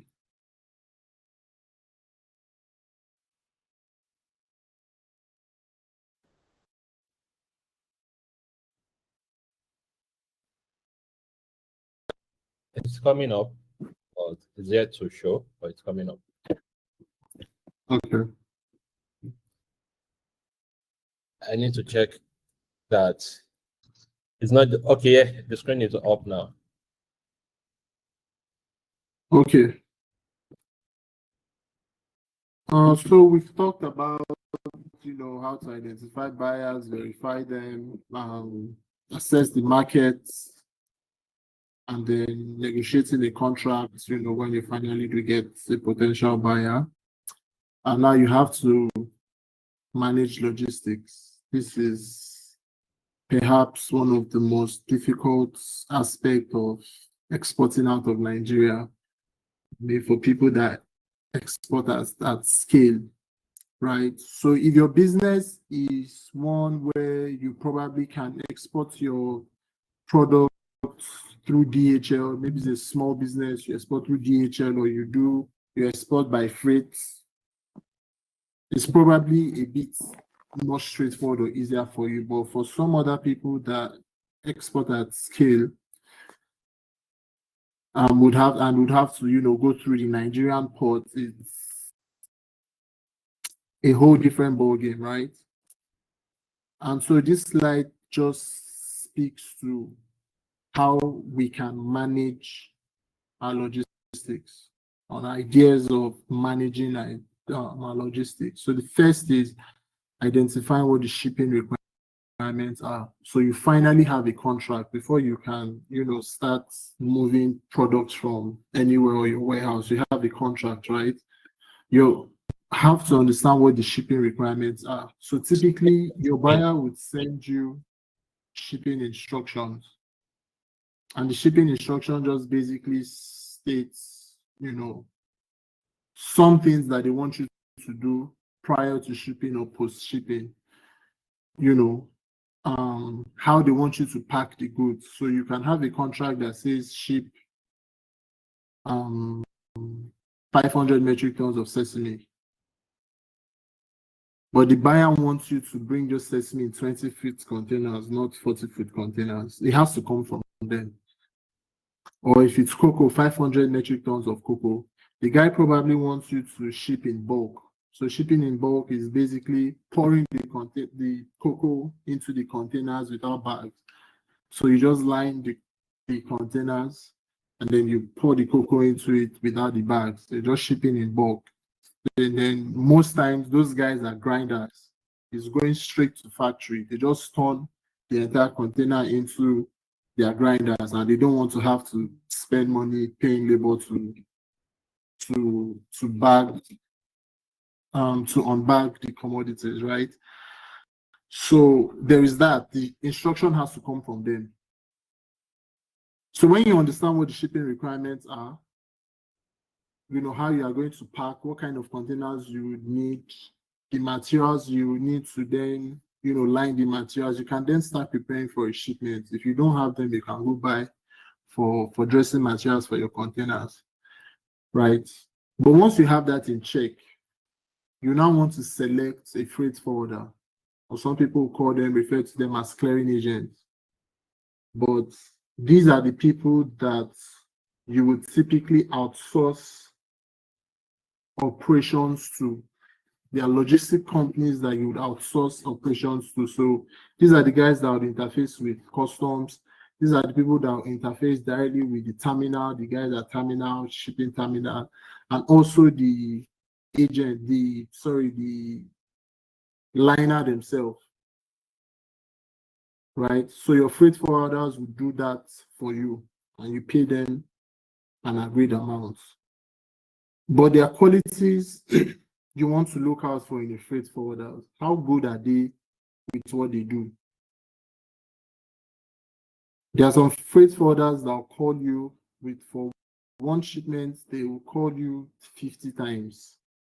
Oh, this is happening. Should we go ahead with this? Can we do this? Can we do that? There's not a lot of initiative in their work, right? There are some others that know the in and out of the business. You just give them the work and you go to bed.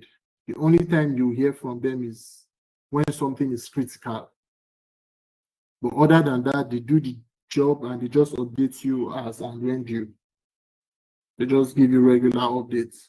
So you should know the kind of freight forwarders you are employing to do a particular shipment. Their level of expertise, how good are they with what they do? How seamless is their operation? What kind of service do they render? How do they update you when things go wrong? How honest are they? We already know that it's difficult to do shipping business. The contracting, the looking for buyers already, and even looking for the commodities itself is already a headache. Logistics is not one you want to add to that, right? So, and then of course, cost, because everything you are doing, there's already a price you are expecting. There's already a revenue you are expecting from them. And then to make a profit, you have to control your costs to a very large extent. Sorry, these are sorry, some of the things. Mecca, sorry. You are not using the screen that you are talking about. Just it's the next screen. I'm on managing logistics. What screen can you see now? I'm looking at negotiating contract continued. Okay, can you see the next screen? It should come up. And there's usually a lag, so Please let me know when you can see managing logistics.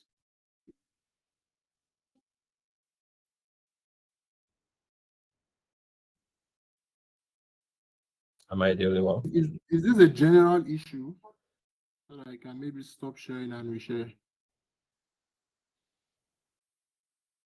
Yeah, just scroll. Just scroll your screen. You can see yours. I think it is. Is it a general issue or it's just my screen, please?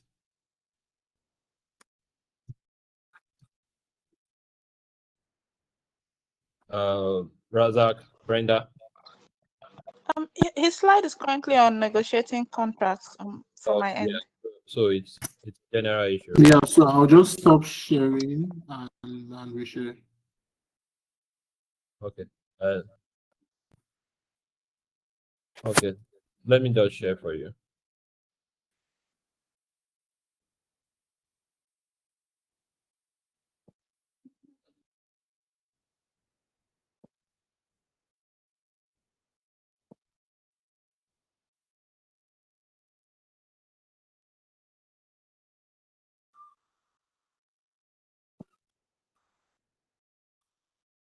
Sorry, did you say you wanted to share for me? Because I'm resharing now. Can you see my screen? Yes, yeah, yes. It's now showing properly. Okay, brother. Thank you. Welcome.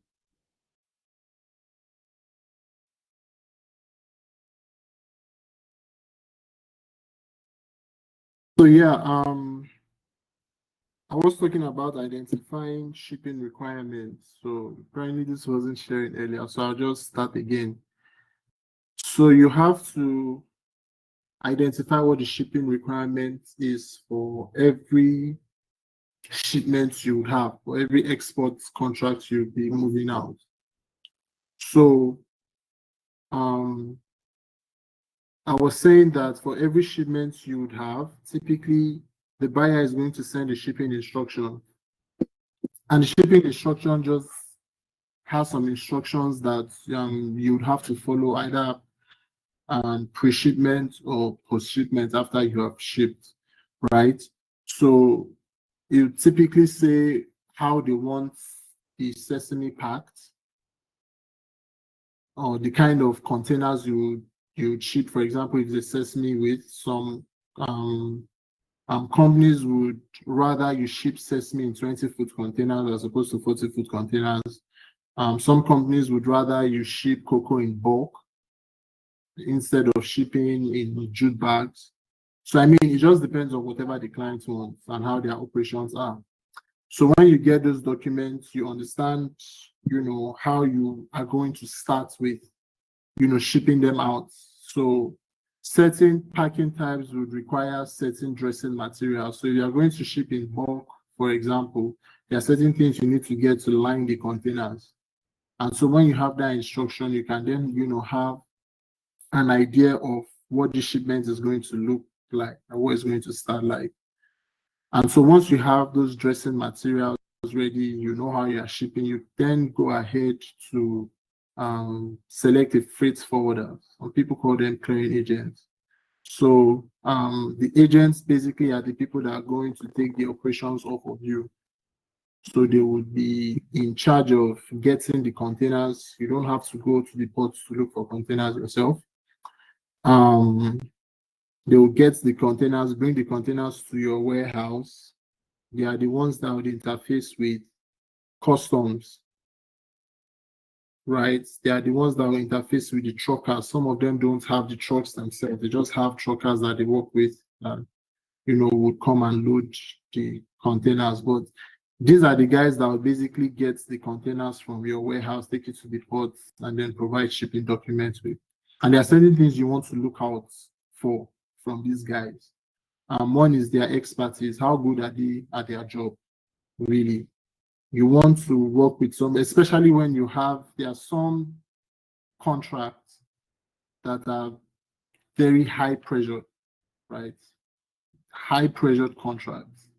You need to ship them right now. You need to do this right now. You need to do that. So you're already not in the right frame of mind to accept any service that is less than, so to speak. So you want to look out for how good they are at their job, the kind of service they render, how they update you when necessary, how honest they are with their operations, and then of course cost, because the cost in the forwarding has a direct impact on your net margins, right? How much you pay to move the containers from your warehouse to the port and all of that has a direct hit on your net margins for the contract. So you have to keep a tight grip on cost for your freight forwarders. Now, these are for people like us that outsource this service to third parties, right? There are some exporters out of Nigeria that prefer to do this themselves. So they prefer to go through the process of going to the ports to get containers, taking it to the port, clearing with customs and all of that. Some people can do that, but I mean, for my preferences, outsourcing that to people that already have built expertise in that trade over the years. So there are also custom and regulatory compliance for people that again ship in bulk. Commodities in bulk. So, like I mentioned earlier, if you are going to export anything out of Nigeria, you're going to need to raise NXPs, right? This will be for people that are just getting into the business. So NXP is basically telling CBN that you want to export 100 metric tons of cocoa at a price of 1,500 per metric ton, and this cocoa is going to the United States of America. That's all. You're just telling the government the commodity, the volume, and the price. And you're saying the money will be repatriated into this account because every NXP is tied to a particular DOM account. But you have to raise that because without the NXP, you cannot even book a freight to come pick up. You can't get containers to come pick up the commodities from your warehouse. So you need to get that. You need to also, at some point, pay NES. So NES is just 0.5% of the value of the commodities. So if you have, for example, shipping out 100 metric tons and the value is $1 million, you are going to pay a NES fee of 0.5%. But this is usually paid in Naira, not dollars, but it would be converted to Naira. But you have to pay that for your commodities to leave this country, basically. And then there are also, of course, custom dogs.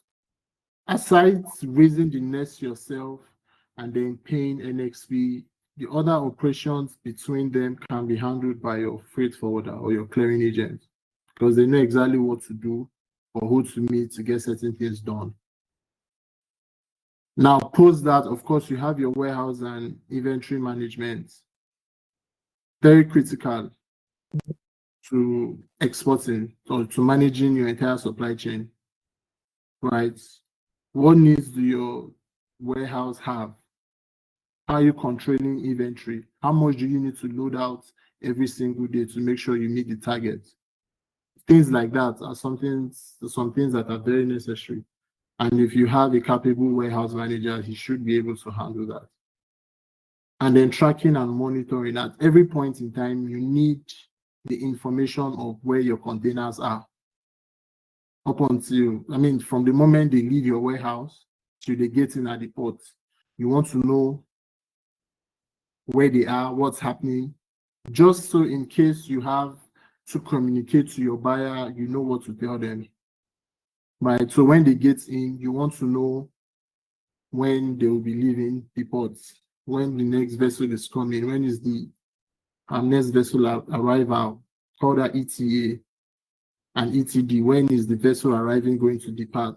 You need all those dates so that you're always engaging the buyer and you're always informing the buyer. Those things build trust between yourself and the buyer, and they don't feel as though, you are leaving them, out to dry.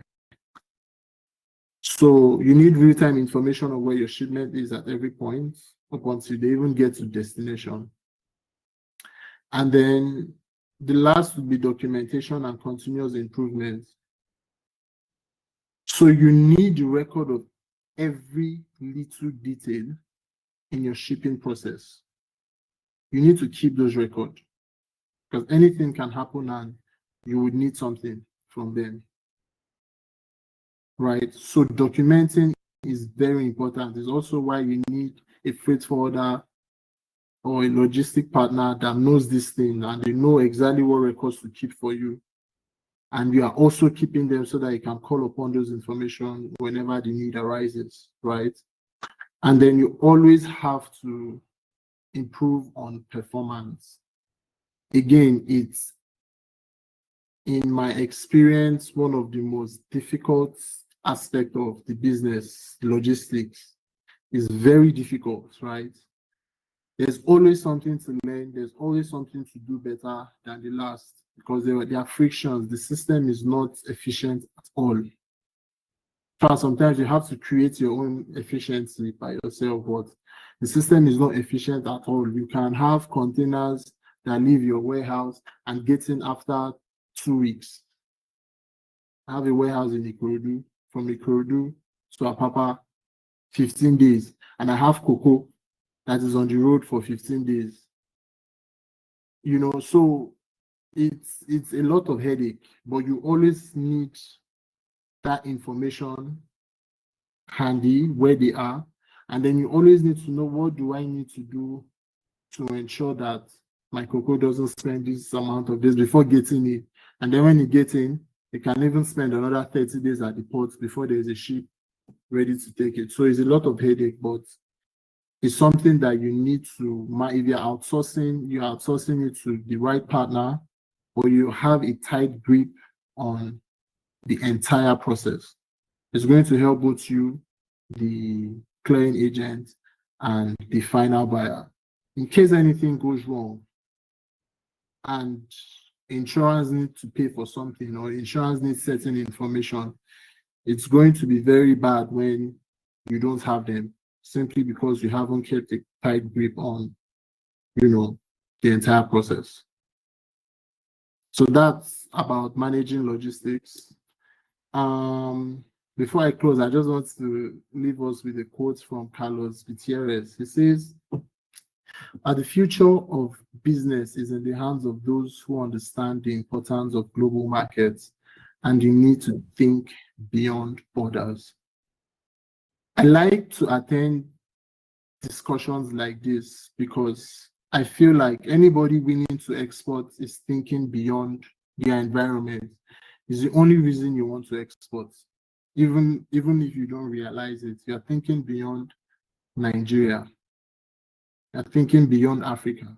You're thinking of reaching people across oceans, right? And the future of business really does lie with people like us. Because aside raw materials that we are exporting, there are a multitude of things to export out of Nigeria. And the world is just really waiting for Nigerian businesses to stand up and start feeding them, those goods and services. So just to recap, in closing out my session, just to recap, a recap on everything we have discussed so far. We talked about identifying buyers. That's what we talked about, the research on the market, knowing what the addressable market size is, knowing how to really understand the markets, how to understand the business environment of the market, and then knowing how to identify potential buyers.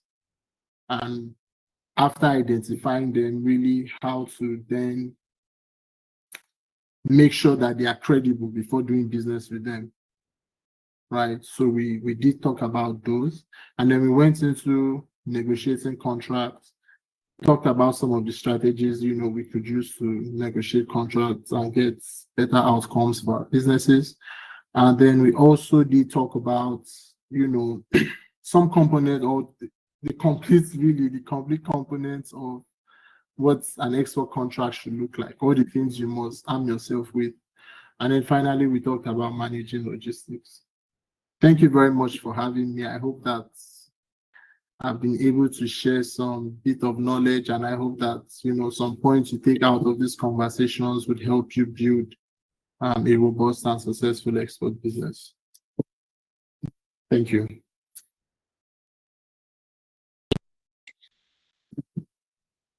Thank you. Brenda, are you still on the call with us? Razak? Oh, yes, I'm able to join back. Okay, so Razak is going to give the closing remark, but Brenda, please recap and appreciate our speaker, since he did give us two solid hours of a very expensive lecture. A very, very expensive lecture. I learned a lot from him as well, because I share some of my experiences, right, with exports, and a number of things that I've also learned one or two things today as well. So please, over to you, Brenda. All right. Thank you so much, sir.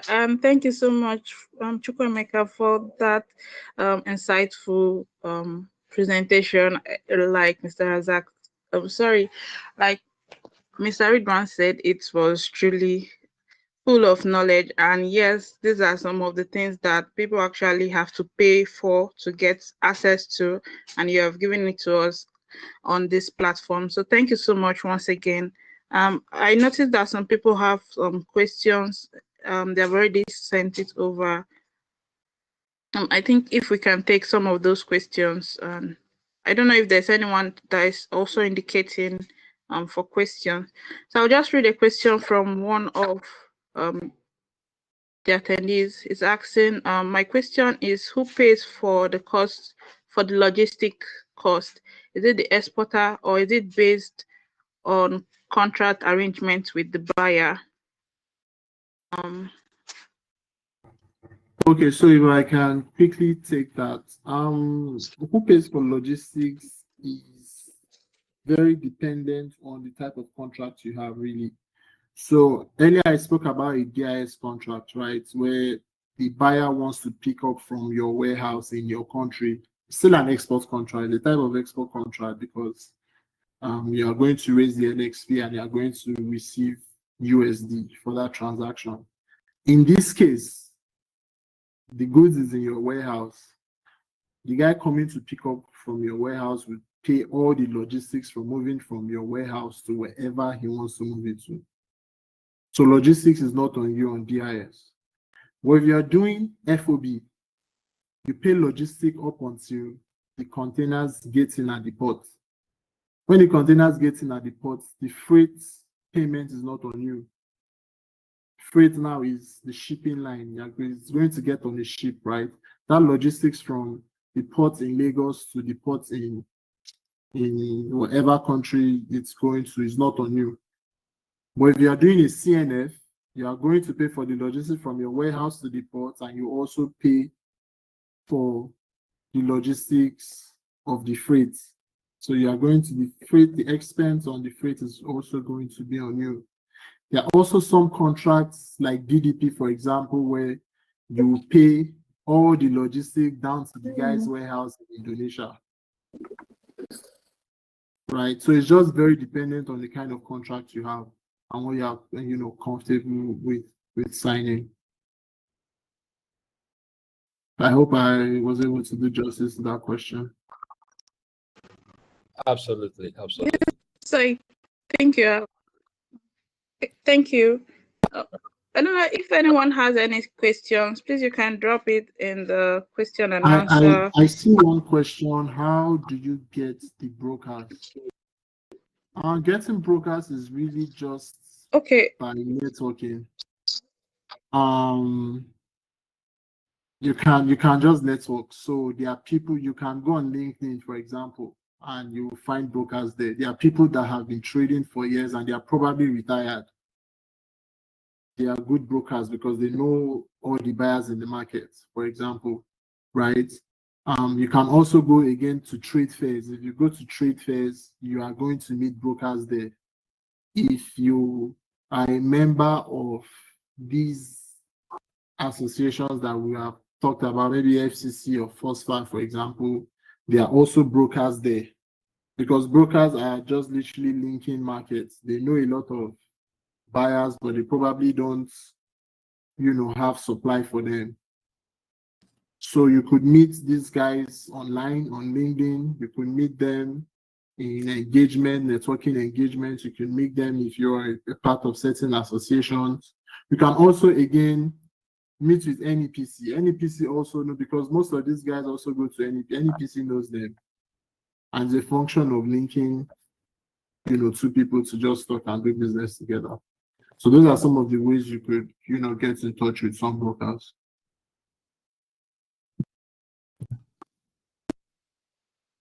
All right. Thank you so much. I believe you've been able to answer the question for the person who sent it in. Yeah. So closing remark from Razak, please. Hi, everyone. Can I go ahead? Yeah, you have the floor, please. Thank you. I'm Razak. I'm the Director of Research and Advisory for Vestance, and it's good to, see that we succeeded right after months of planning. And I want to especially thank the presenters for this success. Chukwemeka, thank you very much. Babatunde and Ridwan himself, from helping us to scope the market, to Babatunde helping to talk about quality specification issues, to Chukwemeka helping to unbundle what it means to trade and negotiate. And for me, it's been very insightful. And I hope to all our guests that you share the same sentiment. But more importantly, I want to thank the participants, every one of you. Without you, we would not be here today. Thank you for your patience. It's been 3 hours, 30 minutes long. So I thank you for your patience and cooperation. And now that I've said that, it's just to talk a few next steps. For me, it's really about next steps, like what happens next after this. First, we would need you to help us fill an evaluation survey, which will be shared with you all shortly. Secondly, as we've answered some of your questions in the past with regards to learning materials, we promise that will be shared with you for all the presentations, so you can be able to double check some information that are unable to note during the presentation. Then also we as Vestans will be building knowledge products, an insightful product that could help you support the export journey. And this may include intelligence report on market development and how that shapes expectation and impacts your business. Food system outlook, which beyond the typical economic outlook you see out there, that kind of dovetails to how that can impact opportunities for commodity exportation, or even how it informs the food system dynamics, entirely beyond trade, right? Yeah, because Nigeria still has a long way to develop its value chain. There are a lot of opportunities that will continue to evolve based on local context, but also international context. Then also thematic reports that dives into selected value chains. You should be expecting some of those from us, particularly for some key value chains like palm oil, cassava, and the rest, which will be coming up very soon, and so on. And you should be expecting that from us. Then I also want to say from time to time, we'll be sharing information on what we are up to, including inviting you for future trainings, whether related to trade or related to finance. What is it? Or whether related to issues around value chain development or business opportunities. And to reach out to us, you can send us email, via business@vestansng.com for advisory support on how to take your venture forward. And finally, I just want to thank you again for the 3-hour study, and I wish you all the best. Enjoy the rest of your week, and you stay safe. Thank you.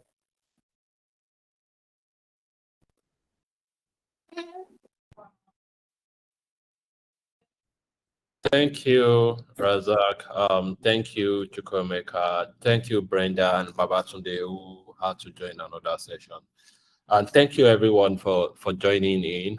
It's quite an impressive turnout for us. We started with about 60 plus, and we didn't anticipate that it's going to take this long, but I believe that every minute, every second is worth it for every one of you.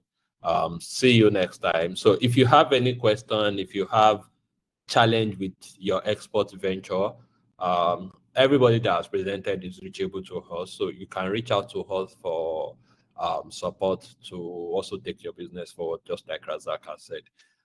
See you some other time. Bye. Thank you, everyone. Have a wonderful day.